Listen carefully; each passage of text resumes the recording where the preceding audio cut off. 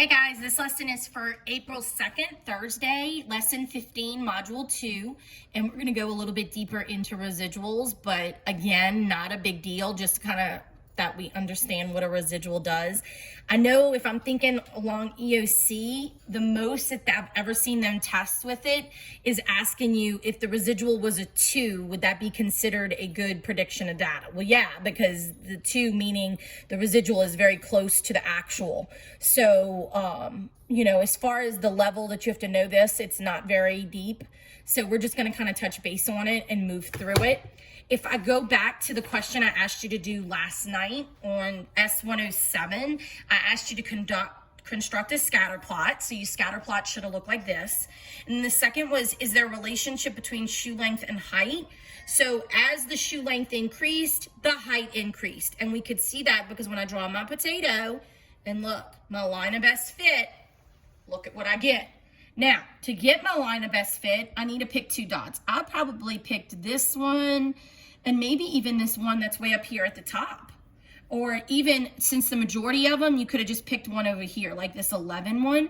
So what I do is I go into the actual data. I'm going to pick that one, and I'm going to pick this one. And so I have 2 pieces of data. I can then do 67 minus 61 over 11 minus 8.9, and I get my slope. And then I see that it's going to make a negative y-intercept. I could actually plug in my slope and find my y-intercept from there. So this would become, let's see, 67 minus the 61 is a 6 over, and then 11 minus 8.9 is 2.1, so 6 over 2.1, so it's approximately 3 is my slope. So I can write that y equals 3x, and it is a positive, so that makes sense, it's a positive slope. Then I could plug in a value for x and y to get the y-intercept, since I can't extend the line and see where it would hit. So if I plug in, say, the 8.9, that means I would plug in 3 times the 8.9 to give me 26.7 equals, and then the y would be 61, but I want b, so then I subtract it. 61 minus 26.7 is 34.3, so it would be minus 34.3, and I would have a line of best fit. Now the good thing is your calculator will work that for you as you get into the high school levels, and hopefully I'll be able to show you. If not me, your next algebra teacher will. So here we go to lesson 15. So lesson 15 starts off by showing us gestation times for different animals, 13 different animals, and they tell you the gestation time and how long they usually live. And so they give us a scatter plot of the x and the y data, and if I draw my potato, I'm going to see that it does take on kind of a linear look, a positive linear look. The longer the gestation, the longer the animal lives. If you look over here, like an animal that gestates for about 275 days lives about 15 years. An animal that gestates about 250 can live up to almost 20 years. But if you have a gestational animal that's lower, it usually doesn't live that long. So there is a correlation in that data chart. If we go to the next page, it basically just shows us finding that least squares line, or line of best fit, right? You draw the potato, there it is, you draw your line. You can use a calculator to verify the equation, which we're skipping because we are not in class. So here is my least square line, or line of best fit. You also hear it as the regression line. Those are all different names for it.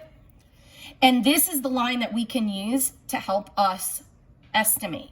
So suppose a particular type of animal has a gestation of 200 days. All right, that's that.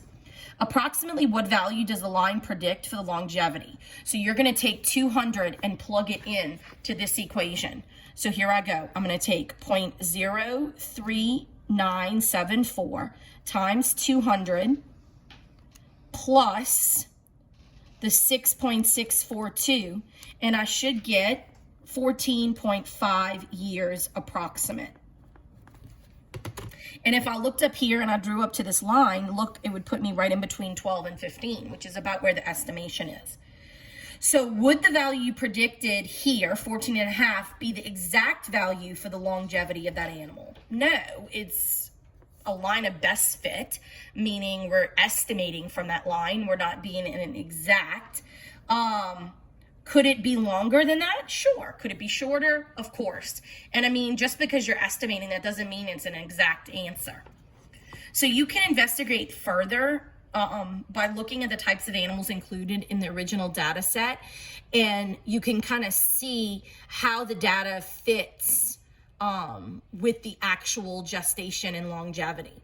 So one way to show this is to show prediction error, because a lot of the times with these scatter plots, that's what we're doing. We're just predicting. It's not anything actual.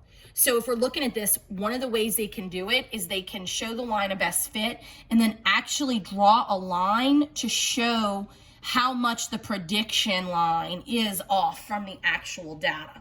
So you might actually see that on a test where it shows the dot and then it'll give you a value and it'll tell you how far from that line of best fit that it actually is from.